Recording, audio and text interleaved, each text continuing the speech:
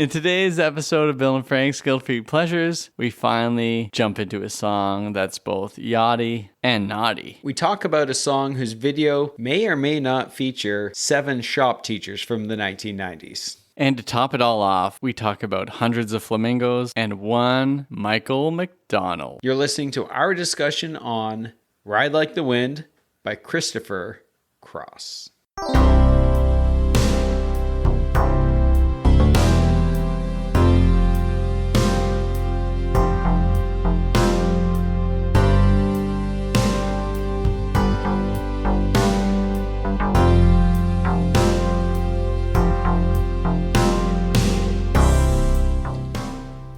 So, Bill, in order to prepare mentally, spiritually, physically for this podcast, I have made sure that the Winchester is roughly the same temperature as it would be down in Mexico. Yeah, I guess if it was like the Mexican border of Texas, right? Yeah.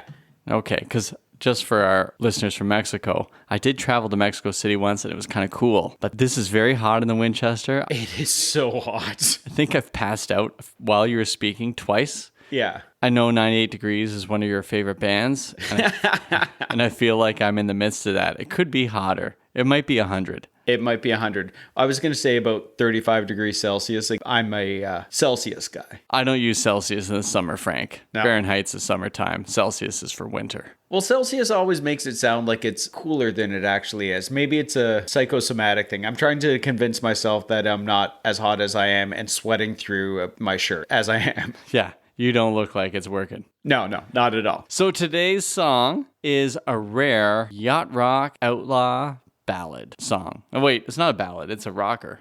It's a rocker. And I'm going to say Ride Like the Wind by Christopher Cross is probably the only yacht rock song that I know of that is about murder. Yeah, I think you're right. Which is why he has to go to Mexico. That's right. It's going to take a long, long time to get there.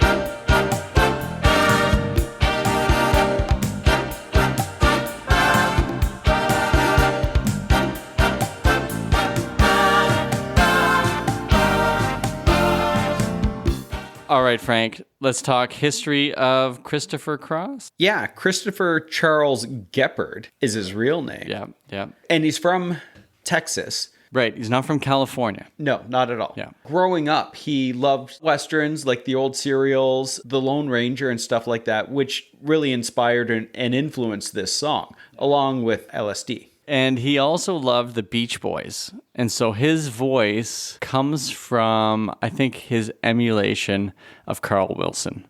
Okay. In particular. Like everyone loves Brian Wilson, but Carl Wilson's vocals are the ones we really think about in those Beach Boys songs. You can kind of hear it in this song, too. It's that higher sort of register or key or tone or whatever other musical reference I'm going to butcher here. Yeah. It's rare to have someone who sings in a higher register speak about being an outlaw. Yes. Oh, this song is so bonkers to me. It's amazing. The subject matter doesn't fit the song. Like, we're going to get all into this, but it's, I love this song just because it is all over the place. Yeah. And so just history of Christopher Cross. I was listening to an interview he gave where he said Christopher is a beautiful name. Like, he really loves the name Christopher, and he goes, but my old friends still call me Chris. They just can't help it. But his original idea when he changed his name to Cross, his last name, was for the Criss Cross sort of play on words. Oh, okay. Little did he know 12 years later, he'd be in competition with 2 young boys. You already stepped on one of the jokes that I was going to make. Oh, okay. I was going to say that he tried to make a comeback in the early 90s as a hip-hop artist calling himself Criss Cross and released a song called Jump, but, that was actually Criss Cross, the hip-hop group. Right. I'm just going to stay silent while you explain the joke. Here, let me draw you a picture of why this is funny. The great part is I know you're going to make that joke still within the next 25 minutes. Just a brief history of Christopher Cross, or whatever his original name was there. Geppard. Geppard. He got a guitar when he was in like, I think high school. He like begged his parents to buy it for him and ended up dropping out of high school, and ended up being kind of like a bar rock group Just a musician? He'd play frat parties. Oh, okay. And he moved to San Antonio with the band. Yeah. And he ended up just doing that for a long, long time until he finally got his record deal. Okay. And so he would write his own music, but he was actually playing other stuff. Just covers. Covers. And not only that, when he was in high school, I think, if I got this right, he was so good in guitar. He refuses to admit that he was as good as he is. He ended up opening for Led Zeppelin. Seriously? Yeah, because Led Zeppelin came into their town, whichever town in Texas it was. Because I don't think it was San Antonio. He moved there. Actually, well, it said What's he it was say from here? San Antonio. Oh, maybe he moved to Austin. Oh, maybe, yeah. Okay, so if he's in San Antonio, Led Zeppelin came to play there early in their careers, but there is a bylaw, which I think all cities should have, that if you're coming in, you have to have a local band open for you. You just want that so Ashley gets more gigs. Exactly. So he ended up opening for Led Zeppelin. He also sat in for the guitarist who was sick for Deep Purple. Yeah, I read that somewhere. Yeah. Yeah, so there's this kind of claim to fame, but when he went to, I think he moved to Austin then, not San Antonio, played a bunch of frat parties, did that for years. He would send material to, the record companies, but he sent it to the wrong guy. He didn't know how to do it, so he just looked up a name somehow. Yeah. I was going to say on the internet, but that doesn't seem to make sense. He found this guy's name, whose name I forgot, but he's like vice president of the record company. Yeah. And sent it to him. I think is he on Columbia? Do you have that there, Frank? No, actually, it was Warner Brothers. Okay, Warner Brothers. Okay, that sounded like something it could be. Yeah, exactly. Which is why like sailing is used so often in a lot of the DC movies. Because Warner Brothers has DC, right? I'm not even looking at you right now. Okay. The vice president of that record company gets this tape and he never gets a tape. So for some reason he listened to it and then convinced his boss to sign Christopher Cross because he had a unique voice. Okay. That's it. So that was the reason. And but he was like in his late 20s by this point. Yeah. And they spent, I think, like 2 years working on the album. It was like a long period where they worked on it. So, Really? That long? yeah, I think it was a long time. Somehow I feel I might be wrong because I listened to another podcast last night where they talked about Thriller taking 2 years. Oh, okay. I have a feeling I'm talking about Thriller. Bit of a yacht rock album if you listen to it a certain way. I suppose, yeah. But full disclosure, Bill, we're rarely ever right on this podcast. Yeah, Being wrong is actually us being right. right. And when we are wrong, I know we're going to hear it. Oh, yeah, absolutely. Okay, so he records the album for some undisclosed amount of time, but he has the right producer. There's this really good player who played on Steely Dan albums. Yeah. And Christopher Cross is a big Steely Dan fan. Yeah. Actually, a bit of trivia is that Steely Dan wanted Christopher Cross to play guitar on some of their albums. Oh, seriously? That's how good he is. That's awesome. The name of the producer, Michael Amartian. We may have mentioned him 7 or 8 other times. Yeah. I may have called him Michael O'Martian. The first time. And the 7th and 8th time. Sure. So Omartian was the producer, and he was able to bring in some good people. And Christopher Cross actually had friends helping him out because he's from Texas. If there are musicians from Texas, it's like a brotherhood. Yeah, it's very communal, right? Right. So Don Henley is from Texas. Yeah. And so Don Henley is actually on this album. That's which is right, yeah. Christopher Cross. And they were able to sort of make links with people. Mm-hmm. And so he ends up on this album. He has a whole bunch of really heavy players. Even when we look at their names, we don't really know them too well because we're not... Music people? Yeah, but I know people are dying right now if they were to see it. But they did have Jim Horn, who we've talked about a lot. Yes. And he played horns. He played clearly. sax. And we talked about him on our George Harrison episode. Yes. He also had Nicolette Larson Yes. sing on, I think, the opening track of the album. Yeah, she sang on Say You'll Be Mine. Yeah. Say You'll Be Mine. That was supposed to be like the hit. I think that's what the record company wanted, but Yeah. Michael Martin said, no, Ride Like the Wind is the first single. Yeah, and that was a great choice. Oh, it's incredible. This is why Michael Martin is the man. Yeah, exactly. And another man who they had on this song, who also sang on another song on the album, Yes. was also destined to be one of the great voices of yacht rock and pop music in general. Yeah. Michael Macdonald. Michael Macdonald. So there we go. How's that for a quick history? I think we did better this time. I think we did okay, yeah. Okay. Just as a quick explainer, we did this a bit with the player episode, but yacht rock is a type of music that wasn't coined until 20 years after the so-called form of music had been done. So it's a bit of a, I don't know if you call it anachronistic to kind of say, oh, they were doing yacht rock songs. Like, well, we call it yacht rock now because there was I don't think that's the term because there's really no spiders involved. Okay. And, okay. No, I don't even know how to respond to that joke, but yes, not arachnistic, Frank, not arachnistic. I think that's the second time I've made that joke, too. For sure. I might have cut it out at least once in the past. So I'll make sure it gets into this one. Yeah. The idea of yacht rock, which comes out of a web series from the early 2000s, which is very funny if you get to see it. The idea of yacht rock is that it had to involve musicians from California who are making smooth music. That was kind of the general idea. And Chris Cross was like one of the epitomes. Are we going to call him Chris Cross from now on? I'm sorry. Sorry, Christopher.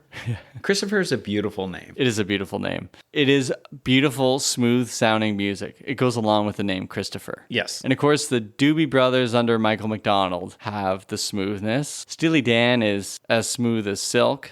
Yeah. And you can keep going on and on. But this is like yacht rock. So if you have a yacht rock station, you're going to hear most of Christopher Cross's first album. Well, especially sailing. Yeah.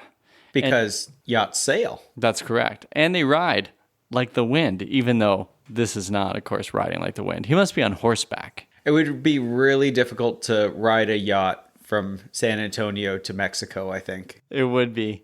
But does the Rio Grande, can you get on that somehow and get into Mexico? I don't know. You already know more geography than I do right now about that area. So Texas is not on the Atlantic? There are parts of it in the Gulf of Mexico, right? Okay. Like there's coastal parts of Texas. It's not landlocked. There's a chance Christopher Cross could have got on a boat. Yeah, to go could to have taken Mexico. a yacht to Mexico. Okay, we'll go with that. In my mind would be, I know this is an outlaw song, but the idea of writing a song about like white collar crime taking a yacht to Mexico instead of riding horseback is just amazing to me. Oh man, our Hallmark movie is going to be fantastic. It is.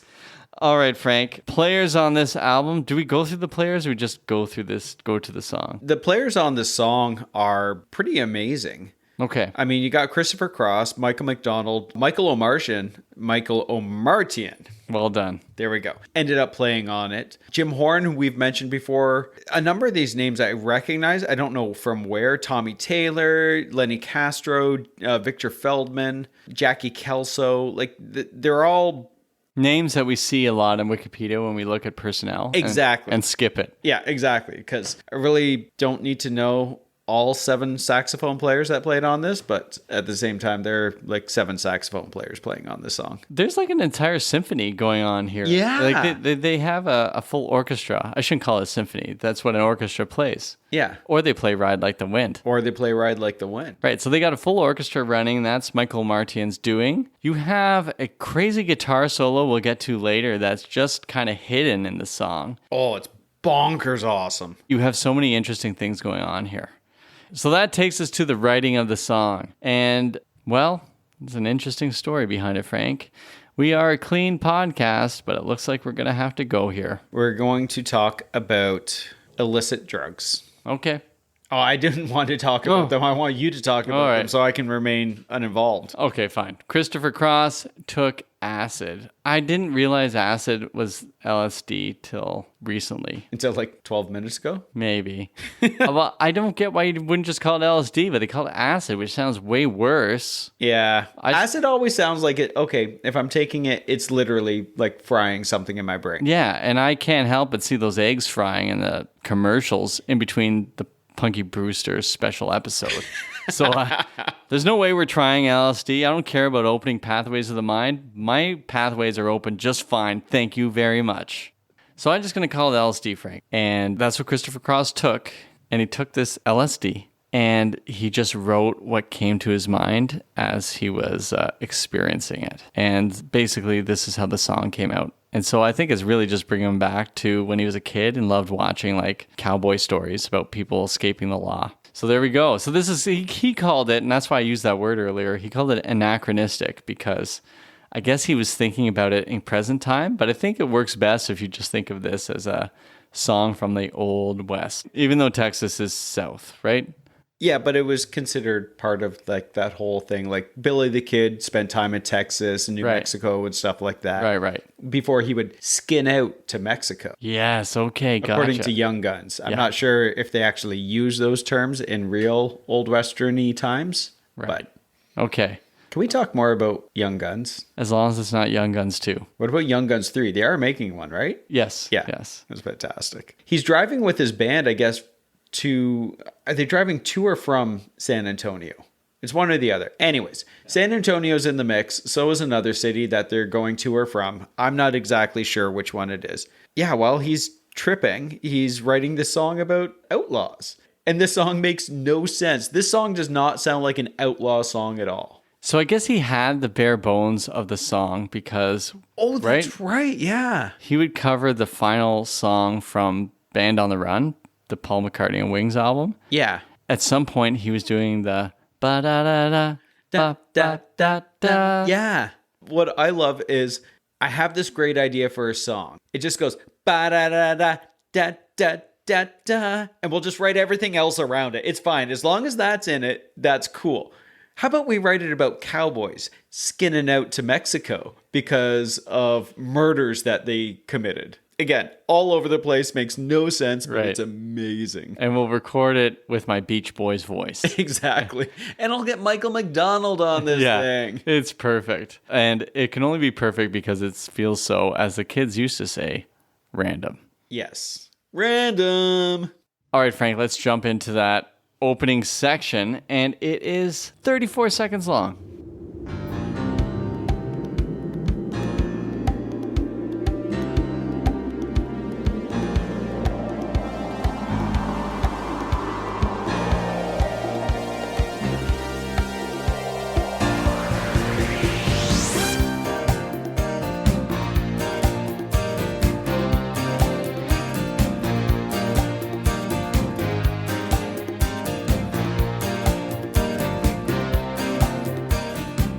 That is bonkers. That's such an amazing opening. But it also sounds like it could be the opening to a Barry White song. Yeah. When you hear that wind, you hear those keys and the percussion, I almost expect to hear like a deep bass voice just talking sexy talk. Yeah. It's an interesting song because it's coming out in 1980, I think. Yeah. And so you're kind of at the tail end of the disco era. Little known to them, I guess. Disco maybe goes to 82 or something like that. Yeah. But there's more going on here. So you got the wind coming in, which reminds me a bit of, was there wind in Don't Fear the Reaper? Or it just felt like wind? It probably felt like wind. We're just going to stop you there from responding. There's cowbell in it. Okay, there is. Okay. Because of the Saturday Night Live sketch. Right. Yeah. I just see cows now in the wind, like there's a tornado, like Wizard of Oz. Or Twister. But we hear all the things that make this truly smooth, but also incredible. Yeah. You have strings going on there. You got maybe it's synthesizer, but it's pretty early, but I guess they would have that by then. They had the synth going on. You got like drums, bongo kind of drums? Yeah, the conga drums. Yeah. Yeah. Not bonga drums. No. Okay. Conga drums. And that was Lenny Castro. Okay. Who is Fidel Castro's fourth cousin. And that's how he escaped. Yeah. Because he was such a great bonga player. Yeah. And he took a yacht and rode like the wind. Yeah. It could be his story. Yeah. Okay. I'm so glad we're keeping on track here. But when you hear it, it just draws you in before you hear any of the lyrics. But I imagine if I was in 1980, I would have been shocked hearing Christopher Cross's voice. Yeah, well, it's just a unique voice. It truly is. Yeah, it really is. And it's a wonderful voice. Don't get me wrong. There's no mockery coming from us. No, exactly. But coming from a Texan, you wouldn't expect this voice. You would probably find this voice more suited somewhere between the moon and New York City. Well done, Frank. You're not taking me off this. I'm trying to keep my focus. We will get to that for our next movie madness. We are doing Arthur. Oh, absolutely we are. And then we got to watch Arthur 2 on the Rocks. Absolutely we do. Just for a bonus. Should we watch the terrible remake of Arthur with Russell Brand? No. No. Good. Perfect. Okay. Verse 1. Here we go. It is the night. My body's weak. I'm on the run. No time to sleep. I've got to ride like the wind, to be free again. It is the night, my body's weak. I'm on the run, no time to sleep. I've got to ride like the wind, to be free again. I know we just recently spoke about another song that was influenced by an acid trip, and that was Peaches by Presidents of the United States of America, right? Which was a little bit more visceral, I guess, in the description of what was going on. I think he had a bad batch of acid here because I want something more trippy. Like, I love the song. This doesn't seem like an acid trip song. It also feels like maybe the type of person who does drugs will reveal certain things. So some will go kind of crazy, and then others who may be more like Christopher Cross. Yeah. Like keep it really linear. He just wants to talk about Westerns that he loved when he was a kid. Yeah. You'd think he'd be flying, but no, he stays on the ground. Yeah. I do have written here for my kind of analysis of the lyrics. Yeah. It keeps it in present tense. It is the night. Yes. And that makes it immediate and it makes it more intense. You see, Frank, the present tense is the most intense. Yeah, and that makes sense because while he was on the run, riding like the wind, he was probably camping in tents. Wow, that's such a bad joke. That's so bad. I don't even know how to riff on it. I feel like you're the guy in the studio who just like hits the wrong note, like, and then the guy on the I'm so proud of that. The guy on the bonga drums. It's like, I'm going back to Cuba. I'm done. I'm done. Well, that's awful. Well, there's not a lot more to say after that. After I took the wind out of that one. But, I mean, he just states what's going on. His body's weak because he's on the run and he hasn't been able to sleep, but he's got to ride like the wind. But now, a little mysterious, to be free again. Yes. Originally, when I heard it, I thought he was just leaving his lover, kind of like Paul Simon. Get out of there. Yeah, there's 50 ways. Yeah, but this one, he's got to be free from the law. And that brings us to the chorus where it tells us his destination. Right. And I've got such a long way to go to make it to the border of Mexico. So I'll ride like the wind, ride like the wind. And I've got such a long way to go, to make it to the border of Mexico. So I ride like the wind, ride like the wind. And that's also coming from all those Westerns. And Christopher Cross said he lived in San Antonio, which is near Mexico. And the idea of escaping to Mexico to escape authority was always something kind of romanticized. But also Mexico as a kid was somewhere where you could go and drink and all the debauchery you could get yourself into. It was kind of almost lawless. Right. And now it's a fairly intense situation. Yeah. It's not 1980s anymore. No, exactly. But they have buildings. It's not just tents. You just won't stop it. Nope. All right. Won't stop, can't stop. Okay. Well, this chorus can't stop because it had a special guest who suddenly shows up in here. And he was originally just singing on I Really Don't Know Anymore, the second track on the Christopher Cross album. Which song, though? I Really Don't Know Anymore? Is that... So that's the name of the song. Or is this... But do you know? Yeah. There it is. This is tough. I am so sorry. Is it the heat? I'm in a mood. My body's weak. All right. They bring back Michael Macdonald. Originally, it was just Christopher Cross doing his own backing vocals. Yes. But then they throw in Michael Macdonald, and it almost feels out of place, but so perfect, where it's like, whoa, who's this guy? I thought he was riding like the wind on his own. But he's got this, maybe it's like a force ghost of a friend who got murdered during the am I stepping on your Hallmark movie? No. It's exactly what I was thinking. It sounds like otherworldly coming in. It's like maybe his mentor or something. Yeah. Michael Macdonald is his guardian angel. Yes. Okay. Well, by the time we're done the analysis, we'll have the movie ready. I think so, yeah. So his guardian angel comes back to save him. Yes. Yeah. Even though he murdered 10 people. Well, because his guardian angel's a fallen angel, Frank, and they all are looking for redemption. He killed 10 bad people. So in the world of Westerns, as long as you're bad, you deserve to get it. Yeah, that makes sense. And you can be bad in lots of ways. And they'll all look pretty dirty, so they're shootable. Not like our clean-cut Christopher Cross, who will look like he's from the 70s, even though it's going to take place in the 1870s. Yes, okay. I like that. All right, yeah, back to the song. So, yeah, back to the song. But I've got such a long way to go. And then, like you mentioned, that's when Michael... Such a long way to go! I know, that was terrible, but yeah. Well, listen, it's the first time we've done a Michael Macdonald appearance. Yeah. And we've been talking about this for years, and we're nervous. Yeah. Okay, it's okay. I'm going to put this out there. I don't know if this should be used later, but how's the wind move, Frank? When you see the wind. I have no idea how to answer that question. Well, my thing is... Because you can't see the wind. No, you can't see the wind. It might be the worst way to ride because the wind doesn't go in a straight direction. It kind of turns and curves. It swirls. It may be the worst way to get to Mexico. He could end up in British Columbia because the wind will just take him there. Maybe that's why it's taking him so long. He's just dizzy from spinning around. That's right. And he has no sense of geography anymore. All right. So ride like the wind. Like, all right. I mean, I guess wind can move fast. Yeah. Yeah. Like a hurricane or a tornado. Yeah. Or a cyclone if you're in the southern hemisphere. Exactly. That's what they call them. That's right. That's right. All right. All right. Now that takes us to verse 2. We get a little more explanation here. I was born the son of a lawless man. Always spoke my mind with a gun in my hand. Lived 9 lives. Gunned down 10. Gonna ride like the wind. I was born the son of a lawless man. I was spoke my mind with a gun in my hand. Live 9 lives, gun down 10, gonna ride like the wind. Okay, Frank. Are you thinking sins of the father? Yeah. Pass on the son. He's got no choice. He's stuck in this life. Yeah, it's a cycle.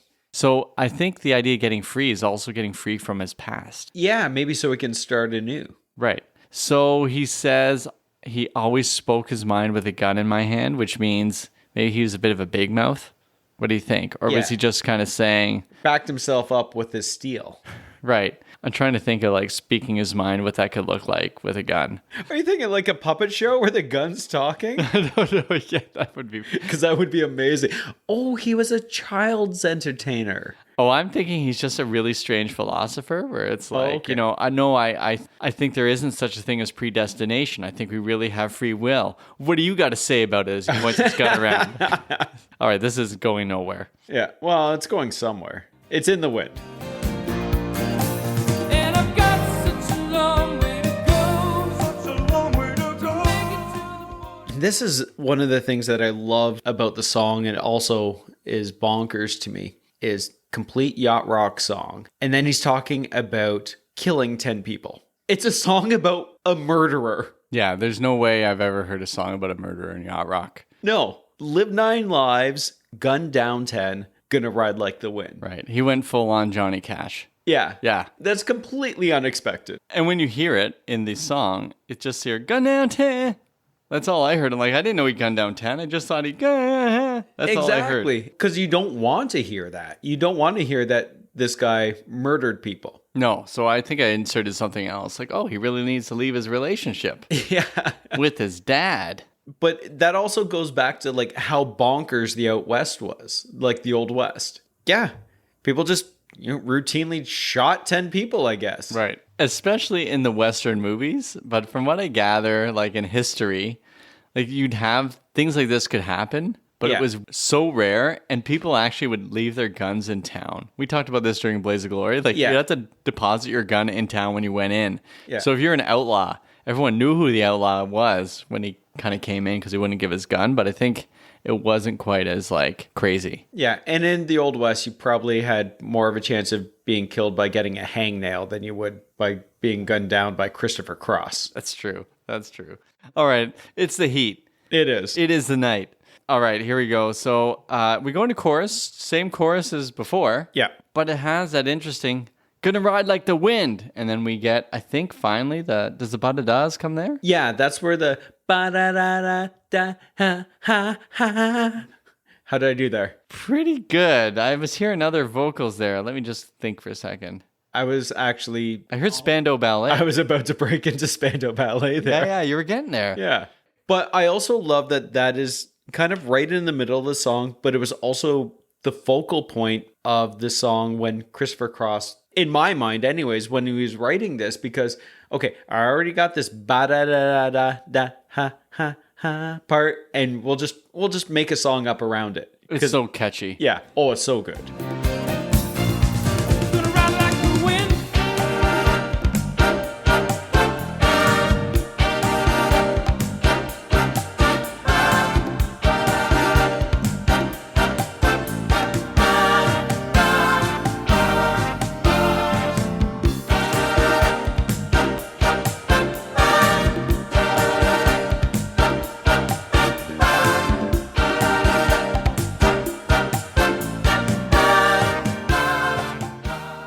That was way longer than I remember. I know, right? I love it. Yeah, it goes on for quite some time, at least like 20 seconds, right? It's such a good song. My sister saw Christopher Cross in concert last week. Oh, for real? And they were there for sailing, I guess. But they said when Ride Like the Wind came on, the crowd went wild. No doubt. Absolutely, they would. Actually, the crowd went mild. All right. So there is your interlude type of thing. Yeah. And we get to verse 2. 3. Oh, yeah, that's right. Okay, that's why I have verse 3 written there. All right. It's really hot in here, Frank. It is so hot in here. Accused and tried and told to hang. I was nowhere in sight when the church bells rang. Never was the kind to do as I was told. Gonna ride like the wind before I get old.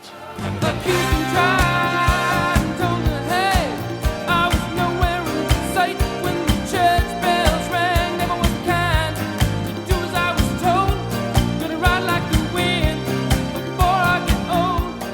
I really like that verse because the imagery is really kind of cool about it. Accused and tried, told to hang. I was nowhere in sight when the church bells rang, which meant he escaped. He escaped, yeah. And was skinning out to Mexico. There it is, like Billy the Kid. So the story's all fleshed out here, right? He got accused, even though we know he killed 10 people. Maybe he didn't do this one, but he did it to somebody at some point. Tried to hang, or tried and then told to hang. Yeah. In the song, he says, told to hang. Yeah. You never hear it, so I didn't know it was hang. Again, you have no idea that this is actually a song about murderers. Murder, yeah. And yeah, you're right. The church bells rang, which meant he was supposed to be hung, but I guess when they got there, they're like, wait a sec, there's nobody on the horse. Wait a second, there's no one here. Jimmy, where's the guy that needed to hang? Where's Christopher? So the horse that he was on, I imagine they try to hang him with him on a horse. So they spank the horse. You don't think the gallows? I like the idea of the horse so they can spank it. Well, I think the horse, like when they spank the horse and then it'd ride off and you hang from a tree, is a little more ad hoc, if you will. Right. This so was like a trial, so there'd be gallows. The church bells would ring high noon and all that other sort of stuff. And then, do I need to explain more Westerns to you? No, but I'm just assuming that when church gets out, they're like, oh, there goes a hanging. Does anyone read their Bible here? You're not supposed to hang these people. Yeah, you're supposed to stone them and behead them and whatnot. Exactly. Yeah, gee, read your Bibles, guys. All right. And then, okay, wait a second. Let me just take... He never was the kind to do as I was told. I like that. Yeah. Well, that's good because they told you were going to hang. Yeah. Gonna ride like the wind before I get old. So there's also the sense of he's like, there's this usefulness. It's like, no, grow old. That's why we want you to get out of town. The imagery of that, like you can see that kind of going back to the second verse. I was born the son of a lawless man. It's like I was never the kind to do what I was told. He probably didn't listen to his outlaw father, and he's not listening to the law now. Right, exactly. So you gotta go, man. Ride like the wind. And then he says, just in case you forget, he goes back to the first verse. It is the night. And he gives the whole thing all over again. My body's weak. Yeah. Because he's skinning out to Mexico. Exactly. And we get chorus again. But then we get that second chorus that's a bit of a change up. Yeah. Change up pitch. Yes. And that, you see pitch as a musical term, but it's also a baseball term. Also, you pitch a tent, which is why this song is so intense. Exactly. See what I did there? Yeah, I did. Yeah, and I thought we were done with that. We'll never be done with that. No, it's coming back for episodes after this. Okay, so that second repeated chorus suddenly slows it down. Yeah. And I got a long way to go. Such a long way. I just love that. better? Yeah, it was good. And I could see Michael Macdonald flying beside him. He'd be like an owl or an eagle or something, but with a beard. Yeah, well, with his face superimposed on it. Yeah, absolutely. Or like full body, but just like a condor suit. Oh, tassels on his leather jacket. Yeah, well, he's a fallen angel. Yeah. Yeah, of course. He's not going to be able to fly like an owl like a real angel would. Yeah. Okay, good. We got that down. There's so many musically interesting things going on here that it's above our pay grade. Yeah, I can't talk about it, but what we will talk about is the ending and that guitar shredding. But crazy. Absolutely just bonkers good solo. But it's not even really a solo because it's buried so deep in everything. So, I mean, I think it works that it's buried because the key things in the song is ba-da-da-da, da-da-ha-ha. And that a shredding guitar solo doesn't fit the smoothness. Yeah. However, underneath the sheen of easy listening Christopher Cross is a rocker. Yes. And Michael Amartian wanted you to hear it just enough. So as you're listening to the end, you're like, wait a sec, what's going on here? This guy is an outlaw. He could gun down 10 people. Yes, because listen to the way he shreds on this guitar.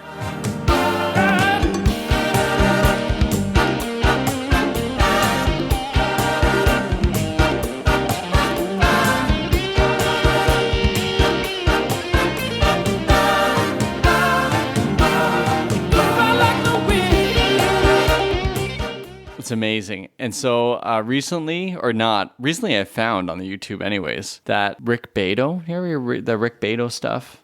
He's got with the white hair and the jean jacket, jean shirt usually. Yeah. Anyways, he was talking about this guitar solo, and I guess Rick Beato's brother gave him the actual tracks. Somehow his brother had his hand on the original tracks for the recording. Well, you had to kill 10 people to get it. For sure. Then you had to ride like the wind to Mexico. And he played it at much higher volume, and you could just hear how crazy it is.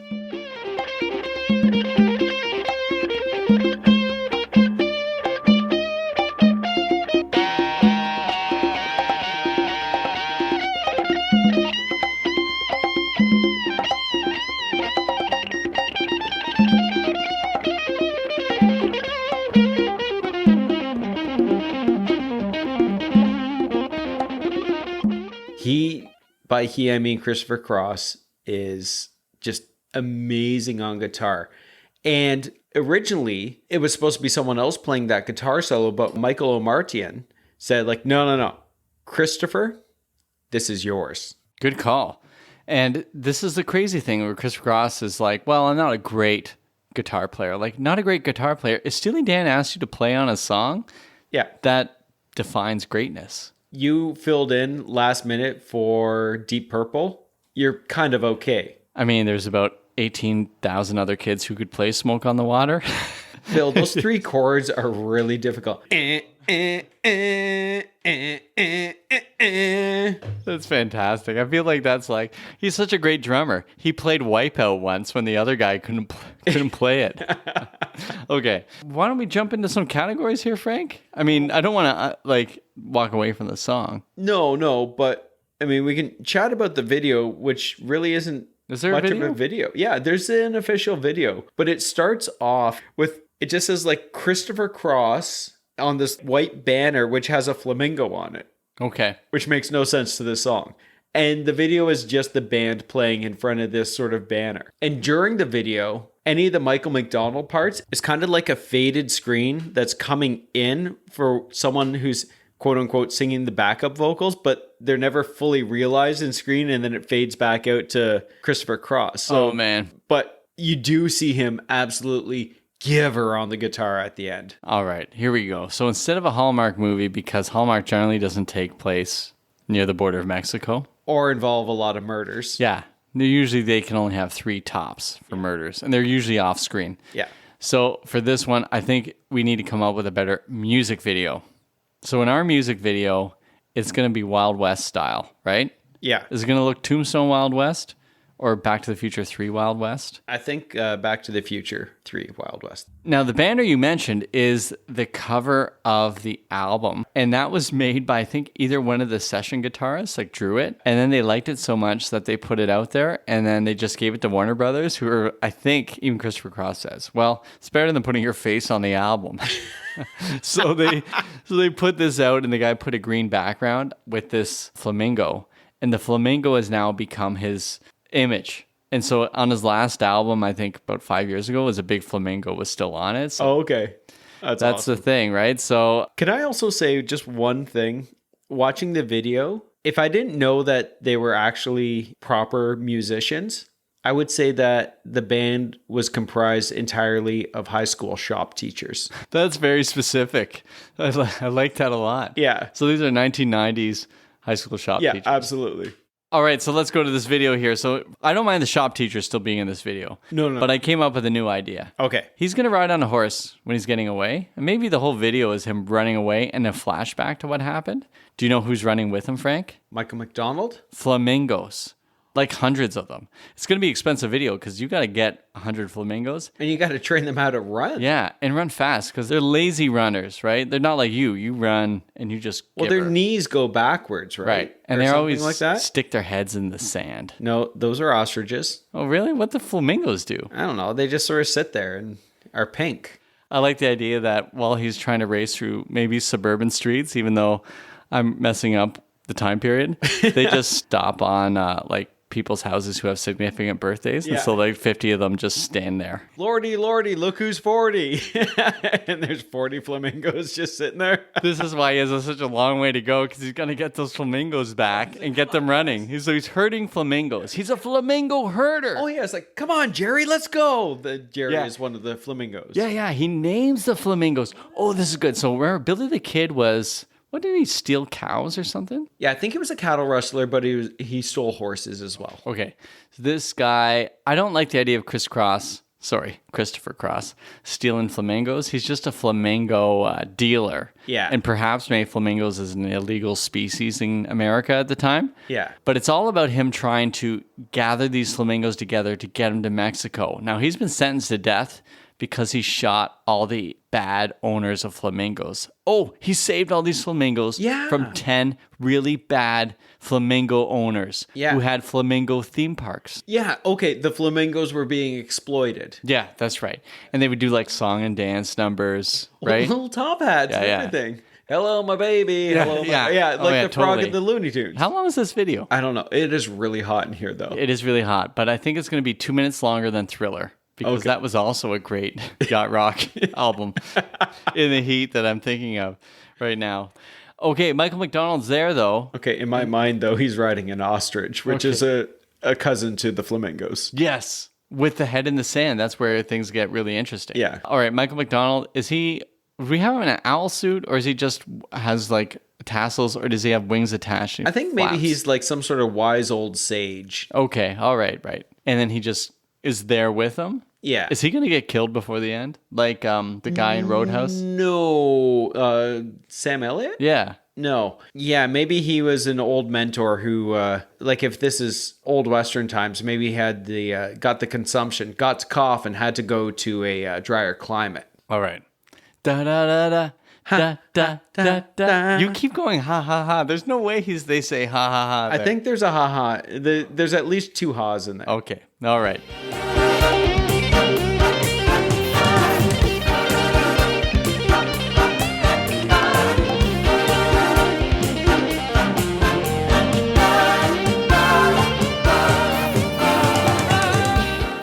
Does he get to Mexico at the end, or is he just perpetually getting there? If you read the Onion article, he actually did make it to Mexico. Yeah, not until 1999. Yes. Right. Great article. We'll post that in the show notes. Fantastic. All right. I think we got a video there that's not fully realized, but we could be here for hours. It is so hot in here, I don't think we're actually ever going to complete anything. All right. Do you know of places where Ride Like the Wind has been played in movies, TV shows, commercials, anything? Or plays. Or plays? Ride Like the Wind, the musical. Good one.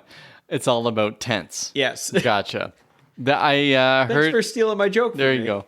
Anchorman 2 opens with Ride Like the Wind. Oh, that's right. Yes. And there's a movie you won't know, but I do because I watched it 11 times in the last 2 weeks. Ruby Gillman, Teenage Kraken, has a moment where they play Ride Like the Wind. When Is they're- that why you brought the song to us? Yeah, Like this totally. week? I heard it while watching it for the 11th time. I'm like, wait a sec, this is the song. And then I found out that people went wild for it at that concert. I'm like, okay, this is the song we got to do. Yeah. And it's so hot in here. It's so hot. If someone's listening to this in the dead of winter, just think about how lucky you are. Yeah. Honestly, I would much rather be minus 35 Celsius. One more thing to add, Frank, before I forget. Have you seen the SCTV sketch on Michael Macdonald? Yeah, I saw it like years ago. Yeah. And then you showed me again. Right. Before we recorded this. And oh my goodness, that's awesome, eh? Yeah. I guess that's a weird lead in. I think all our listeners will now know that that was a phony lead in. Frank, have you seen it? And I have just shown it to you on my phone before. Yeah. Right. Well, you're an honest person, Bill. You don't want to mislead our listeners. That's right. But we do want to create an atmosphere here, however phony. Yeah, exactly. It's incredibly fake. Okay. Back to this. Back to the song. Yeah. So I think it's Rick Moranis as Michael Macdonald. Yeah, with the fake beard. Fake beard and everything. And he's driving this car like crazy down the street. Quickly parks it. Also safely parks it, I think. But all the while, Ride Like the Wind is playing. Yes, It makes sense because in the song, it's kind of almost a little bit frantic. exactly. And he runs into this building, up a flight of stairs, into a studio, and immediately grabs the headphones and sings his backing vocals. Yeah.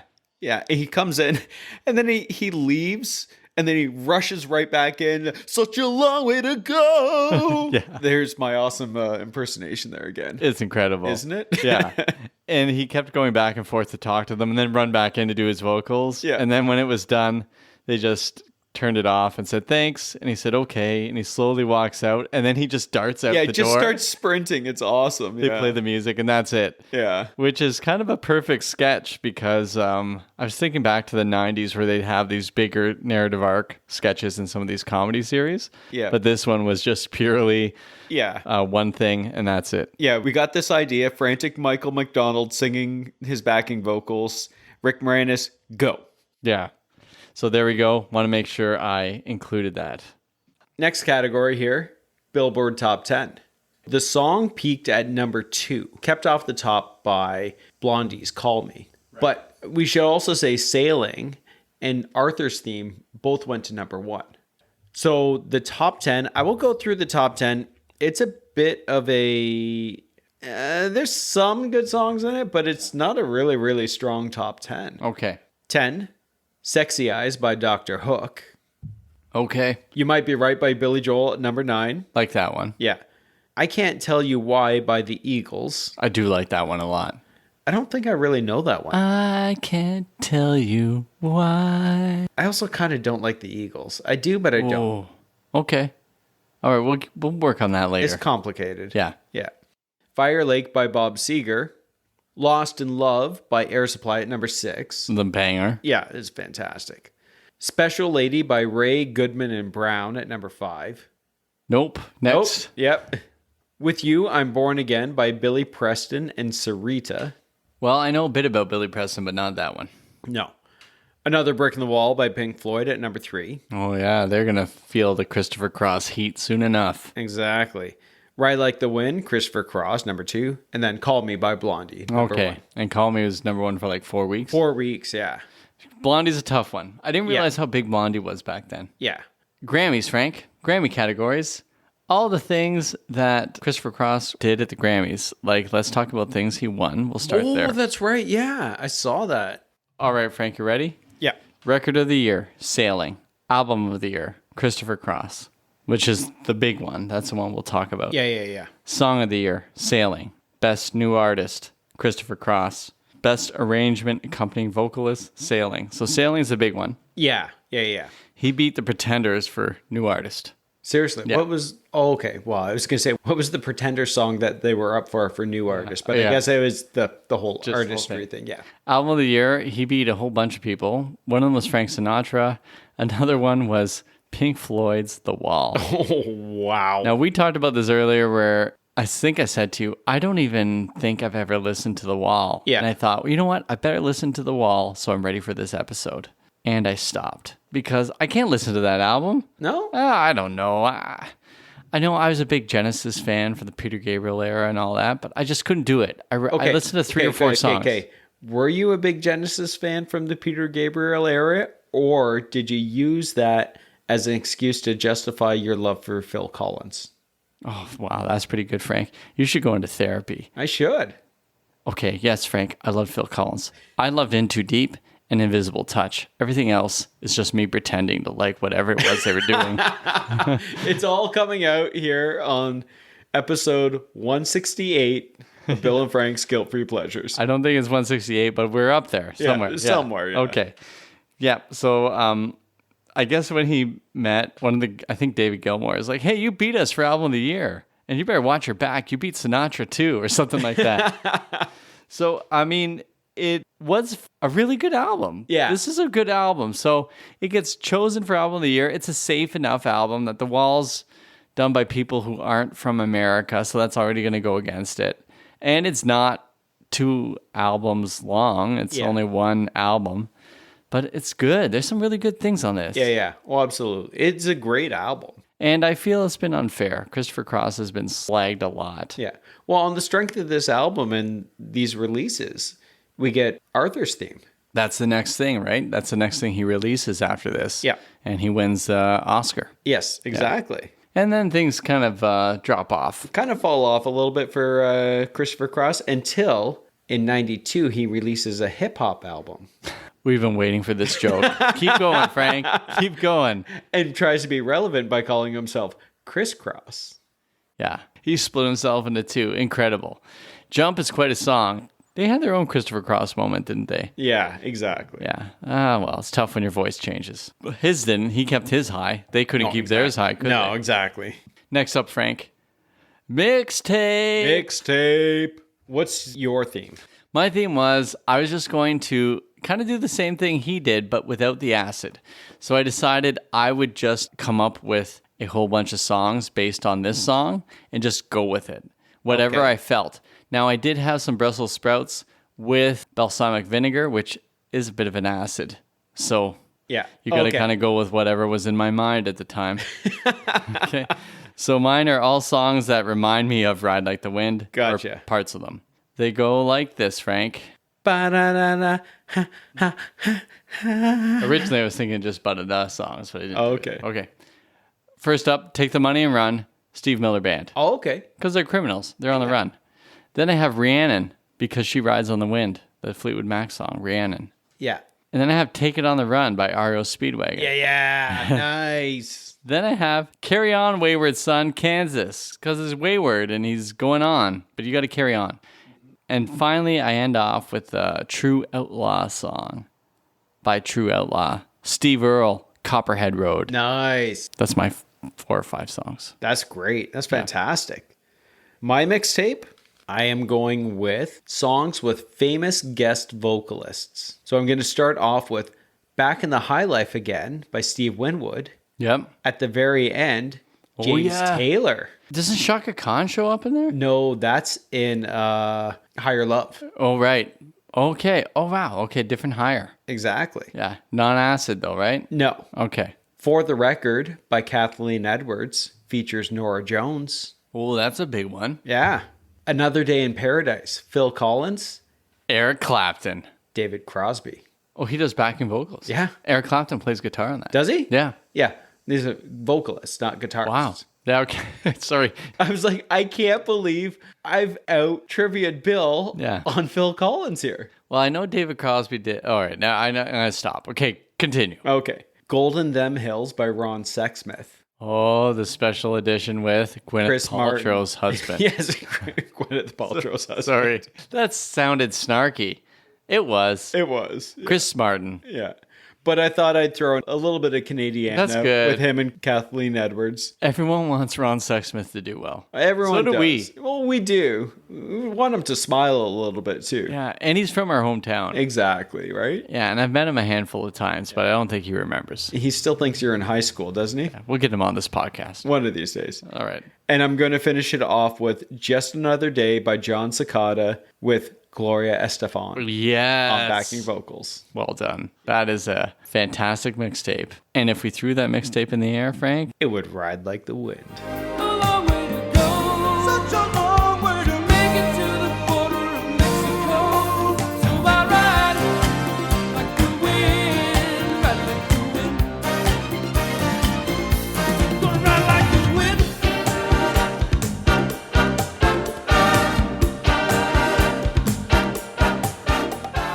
Well, we made it through probably the hottest day we've ever recorded in the Winchester, talking about Ride Like the Wind by Christopher Cross. yeah, I'm melting here. It might not be the night, but my body's weak. I feel like I'm on the run and I have no time to sleep. But I hope, dear listener, despite all this, you'd be willing to ride like the wind to listen to Bill and Frank's Guilt-Free Pleasures. Ba-da-da-da. Ba, ba, ha, ha, ha.